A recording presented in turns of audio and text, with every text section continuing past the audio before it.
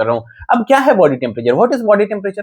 जितना भी amount of heat आपकी बॉडी प्रोड्यूस करती है और जो भी अमाउंट ऑफ हीट आपकी बॉडी लॉस्ट करती है, जो रिमेनिंग पोर्शन बच जाता है हीट का, उसे हम बॉडी टेम्परेचर बोलते हैं। मतलब ये कि जितना भी अमाउंट ऑफ हीट आपकी बॉडी ने प्रोड्यूस किया, कैसे प्रोड्यूस किया? With the oxidation of food. जो भी हीट प्रोड्यूस, हीट की प्रोडक्शन के जो मेथड्स हैं, लाइक ऑक्सीडेशन ऑफ फूड है, कुछ हार्मोन्स हैं इसके लिए रिस्पॉन्सिबल, एसडीए की वजह से, स्पेसिफिक डायनेमिक ऑफ एक्शन की मैं बात कर रहा हूँ, कुछ डिजीज कंडीशंस लाइक कुछ infections, exercise, muscular activities, muscles के कॉन्ट्रैक्शन रिलैक्सेशन की वजह से, फ्रिक्शन की वजह से आपकी बॉडी, एक्सरसाइजेस की वजह से आपकी बॉडी हीट का प्रोडक्शन करती है। तो जो भी मेथड से आपकी बॉडी ने हीट का प्रोडक्शन किया, ऑक्सीडेशन ऑफ फूड से आपकी बॉडी हीट का प्रोडक्शन करती है। तो जिन भी सिनेरियो में, जिन भी केसेस के, जिन भी रीजन्स की वजह से आपकी बॉडी ने हीट का प्रोडक्शन किया और जो भी अमाउंट ऑफ हीट आपकी बॉडी ने लॉस्ट कर दिया इन एक्सटर्नल एनवायरनमेंट, जो रिमेनिंग बच जाएगा उसको हम क्या बोलेंगे? बॉडी टेम्परेचर बोलेंगे। अब हीट कैसे लॉस्ट होगा? तो होता है ना, स्वेटिंग से, हम बात कर रहे हैं तो एक्सपायरेशन कर रहे हैं तो यूरिन से, स्टूल से, कफ से, स्नीजिंग के दौरान, कफिंग के दौरान आपकी बॉडी की हीट कहीं ना कहीं क्या होती है बच्चों? लॉस्ट होती है। तो जो भी अमाउंट ऑफ हीट आपकी बॉडी प्रोड्यूस कर रही है और जो भी अमाउंट ऑफ हीट आपकी बॉडी लॉस्ट कर रही है, जो रिमेनिंग बचेगा वही क्या कहलाएगा? बॉडी टेम्परेचर कहलाता है। अब आप देखिए इसको हमने कैसे डिफाइन किया है, the difference between amount of heat produced by the body and the amount of heat lost to the external environment। मतलब जो भी amount of heat बॉडी ने external environment में लॉस किया, जो भी प्रोड्यूस किया, तो प्रोडक्शन से जितना लॉस्ट हो रहा है उसको आप माइनस कर दीजिए, जो रिमेनिंग बचेगा उसको हम बॉडी टेम्परेचर बोलते हैं। क्लियर है? कितने टाइप के होते हैं ये बॉडी टेम्परेचर? ये बॉडी टेम्परेचर मेनली दो टाइप के होते हैं, एक कोर बॉडी टेम्परेचर, दूसरा surface body temperature. What is core body temperature? The temperature of your deeper tissues, your deeper organs की जो बात कर रहे हैं, जो आपकी ऑर्गन्स है, जो आपकी डीपर टिश्यूज है, उसका जो टेम्परेचर होता है वो कहीं ना कहीं कोर बॉडी टेम्परेचर होता है। Temperature of your surface, skin surface की बात कर रहे हैं, सबक्यूटेनियस टिश्यूज की हम बात कर रहे हैं, वो सरफेस बॉडी टेम्परेचर कहलाता है ना। तो temperature of the skin is called surface body temperature and the temperature of your deep tissue and organs is called core body temperature. Clear है? तो हम देखते हैं कोर बॉडी टेम्परेचर क्या है। कोर बॉडी टेम्परेचर क्या है? Temperature of deep tissue and the vital organs such as brain, heart, liver, lungs, abdomen, इन सभी ऑर्गन्स की जो टेम्परेचर होती है, या जो डीपर टिश्यूज की जो ऑर्गन्स, डीपर टिश्यूज की जो टेम्परेचर होती है, उसको हम कोर बॉडी टेम्परेचर बोलते हैं। Clear? What are the sites to measure the core body temperature? कितने साइट्स हो सकते हैं या कौन कौन से वो साइट्स हो सकते हैं? तो इसोफेगस है, पल्मोनरी आर्टरी है, यूरिनरी ब्लैडर है, टेम्पैनिक मेम्ब्रेन है, रेक्टल है और ओरल है। ये कुछ साइट हैं जिसकी हेल्प से, जिस साइट की हेल्प से आप कोर बॉडी टेम्परेचर का क्या करते हो? असेसमेंट करते हो। अब अगर इसमें प्रायोरिटी पूछा जाए कि सर मोस्ट एक्यूरेट किस रूट से आएगा, किस साइड से आएगा मोस्ट एक्यूरेट, तो बच्चे याद रखना मोस्ट एक्यूरेट क्या है? आपका पल्मोनरी आर्टरी, या मैं यहाँ पे नंबरिंग कर दे रहा हूं। मोस्ट एक्यूरेट क्या है? Pulmonary artery. अगर पल्मोनरी आर्टरी ऑप्शन में नहीं है तो किसके साथ आपको जाना होगा? इसोफेगस के साथ। अगर इसोफेगस भी नहीं है तो फिर थर्ड नंबर पे थर्ड प्रायोरिटी किसे देनी होगी? सर यूरिनरी ब्लैडर को। फोर्थ प्रायोरिटी किसको देनी होगी? सर रेक्टल को। फिफ्थ किसको देनी होगी? टेम्पैनिक मेम्ब्रेन को। और सिक्स्थ किसको देनी होगी? ओरल सबलिंगल रूट को, सबलिंगल साइड को हमको क्या देना है? 6। मतलब कोर बॉडी टेम्परेचर में सबसे लीस्ट एक्यूरेट मेथड क्या है? सबसे least accurate site of temperature assessment क्या है बच्चे? याद रखना, ओरल। बोलते हैं ओरल इज द एक्यूरेट, लेकिन कोर बॉडी टेम्परेचर में क्या होता है? कोर बॉडी टेम्परेचर में सबसे लीस्ट एक्यूरेट है क्या? आपका ओरल रूट। ठीक है, तो सबसे मोस्ट एक्यूरेट क्या है? Pulmonary artery. याद रखिएगा इस चीज को, pulmonary artery is the most accurate method या most accurate site for assessment of core body temperature. Clear है? Very good. इसके बाद हम बात करते हैं सरफेस बॉडी टेम्परेचर की। किसकी बात कर रहे हैं हम? सरफेस बॉडी टेम्परेचर की। What is surface body temperature? तो मैंने भी आपको बताया, टेम्परेचर ऑफ योर स्किन या temperature of your subcutaneous tissues की हम यहाँ पे बात कर रहे हैं। Temperature of skin and subcutaneous tissue. Temperature of your skin, आपकी स्किन का टेम्परेचर, आपका सबक्यूटेनियस टिश्यू का टेम्परेचर कहीं ना कहीं सरफेस बॉडी टेम्परेचर कहलाता है। क्या क्या सब वो साइट्स हो सकते हैं? तो सर स्किन सरफेस, लाइक आपकी फॉरहेड या आपका टेम्पोरल, है ना, ये क्या है? तो साइट है, किसका साइट है सर? सरफेस बॉडी टेम्परेचर के असेसमेंट का साइट है सर। दूसरा आर्मपिट।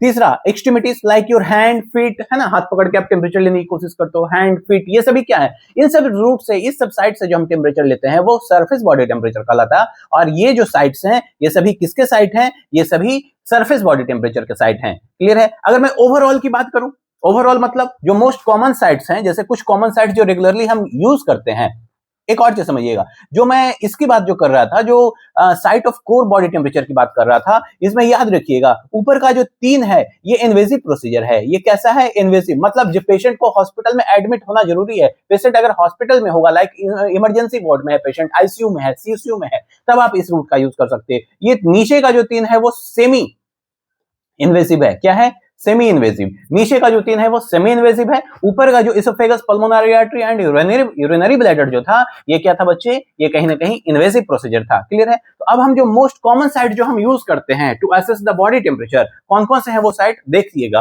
कौन कौन से वो साइट है? सर सबसे पहले तो हम मोस्टली हम यूज करते हैं एक्जिला को। सबसे कॉमनली जो यूज किया जाता है वो किसका किया जाता है? एक्जिला का। Very good. नॉर्मल कितना होता? नॉर्मल रेंज कितना होता? 36.5 degree Celsius, 36.5 degree Celsius to 97.7 degree Celsius तक इसकी नॉर्मल रेंज होती है। क्लियर है? अब एक और चीज याद रखिएगा, ये किसको इंडिकेट करता है? सर ये सरफेस बॉडी टेम्परेचर को बताता है। किसको बताता? Surface body temperature. ये किसको बताता है बच्चों? ये सरफेस बॉडी टेम्परेचर को बताता है। क्लियर है? एक और चीज, ड्यूरेशन कितना होना चाहिए इसका? इसका ड्यूरेशन होना चाहिए बच्चे 3 to 5 minute. 3 to 5 minute, 3 minute से लेकर के 5 मिनट तक इसका ड्यूरेशन हो सकता है। अगर आप ग्लास थर्मोमीटर का यूज कर रहे हो, ग्लास मर्करी थर्मोमीटर का अगर आप यूज कर रहे हो तो 3 to 5 मिनट। अगर आप इलेक्ट्रॉनिक डिजिटल थर्मोमीटर का अगर आप यूज कर रहे हो तो बीप, उसमें तो बीप होती है। क्लियर है? दूसरा जो रूट है वो है आपका बच्चे माउथ। क्या है? माउथ। माउथ से जो नॉर्मल रेंज होगा वो क्या होगा? 37 डिग्री सेल्सियस या फिर 98.6 डिग्री फ़ारेनहाइट। क्लियर है? अब एक चीज लेकिन याद रखिएगा, क्या ओरल रूट से हम सबको टेम्परेचर ले सकते हैं? नहीं ले सकते। कैसे नहीं ले सकते? समझिएगा, ओरल रूट यूज करने से पहले हमें कुछ बातों का ध्यान रखना चाहिए। क्या क्या इसके इंडिकेशन है, इसके इंडिकेशन क्या है और इसके कॉन्ट्रा इंडिकेशंस क्या क्या है। किस में कर सकते? हम ऐसे पर्सन में हम इस रूट का यूज करेंगे जो पर्सन ओबियस हो, जो पर्सन ओरिएंटेड हो, जो पर्सन कॉन्शियस हो, मतलब जो आपकी ऑर्डर को फॉलो कर रहा हो, जो ओरिएंटेड हो, मतलब टाइम प्लेस पर्सन थिंग्स के बारे में ओरिएंटेड हो, वो उसको पता हो कि वो क्या कर रहा है, और वो कॉन्शियस हो, अनकॉन्शियस ना हो पेशेंट। ऐसे पेशेंट में हम इस रूट का इस्तेमाल कर सकते हैं। उसके बाद बेबीज में मोर देन 5 ईयर या मोर देन 4 ईयर बोला जाता है। 4 साल से बड़े बच्चे में ही ये देना है। 4 साल से छोटे बच्चों में ये कॉन्ट्रा इंडिकेटेड होता है। याद रखना, ओरल रूट का हम कभी भी इस्तेमाल 4 साल से छोटे बच्चों के लिए नहीं करते। क्लियर है?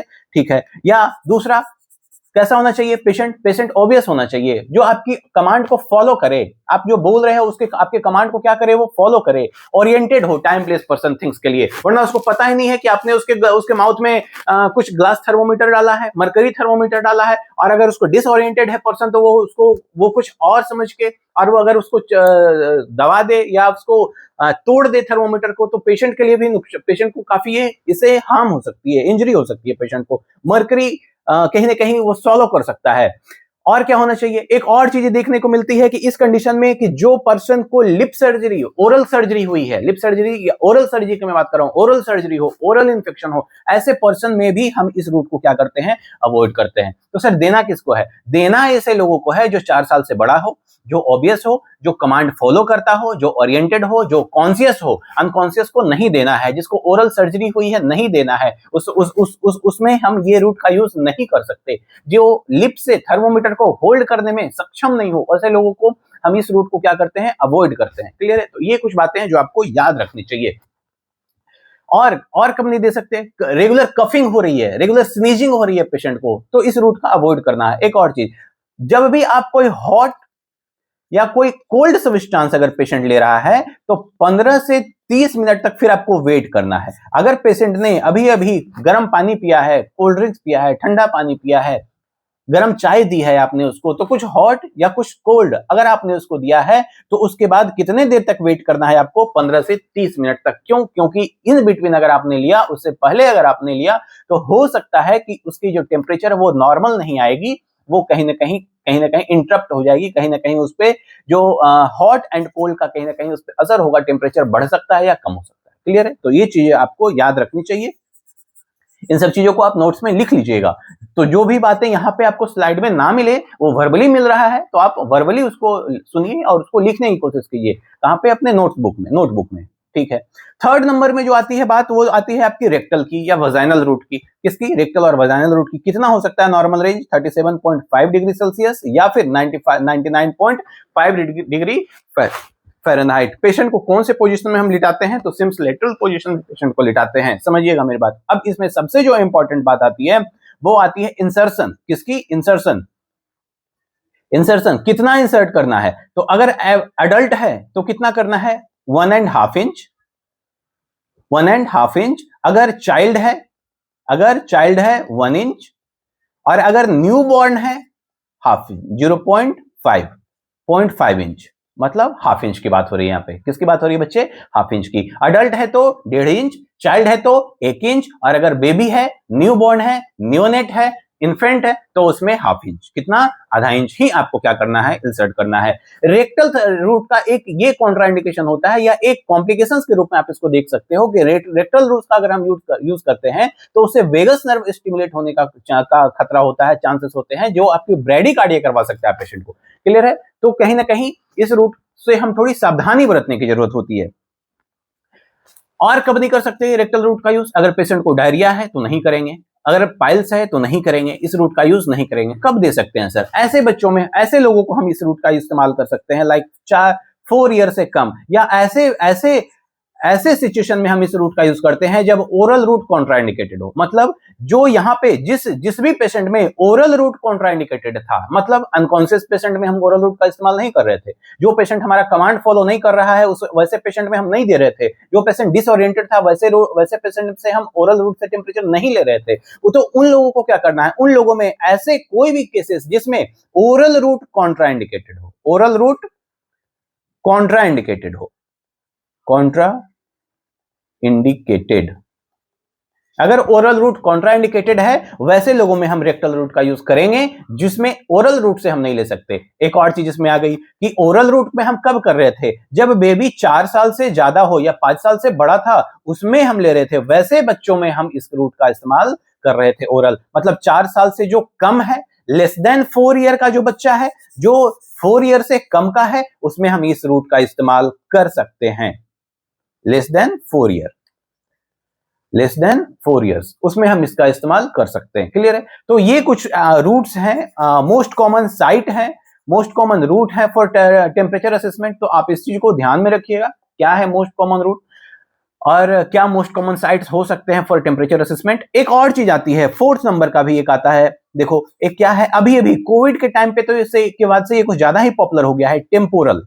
क्या हो गया? टेम्पोरल। ये भी अब मोस्ट कॉमन में आने लग गया। क्यों? क्योंकि कोविड के बाद से काफी लोगों ने इसको देखा, इसका यूज किया, जिसको आप इंफ्रारेड थर्मोमीटर से लेते हो, गन थर्मोमीटर से लेते हो। कोविड के बाद ये कुछ ज्यादा ही प्रचलन में आया, तो इसको भी आप मोस्ट कॉमन रूट में ले सकते हो।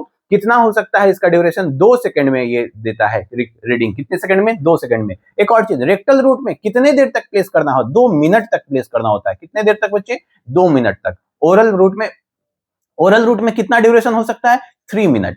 कितना? 3 मिनट। ओरल रूट में माउथ से अगर आप टेम्परेचर ले रहे हो तो 3 मिनट, रेक्टल से ले रहे हो तो 2 मिनट, एक्सिला से ले रहे हो तो 3 to 5 मिनट, या फिर अगर आप डिजिटल थर्मोमीटर से ले रहे हो तो बीप आने तक। क्लियर है? और जो टेम्पोरल से हम इंफ्रारेड थर्मोमीटर का यूज करते हैं, यहाँ पे 2 से 3 सेकंड का टाइम ड्यूरेशन होता है। क्लियर है?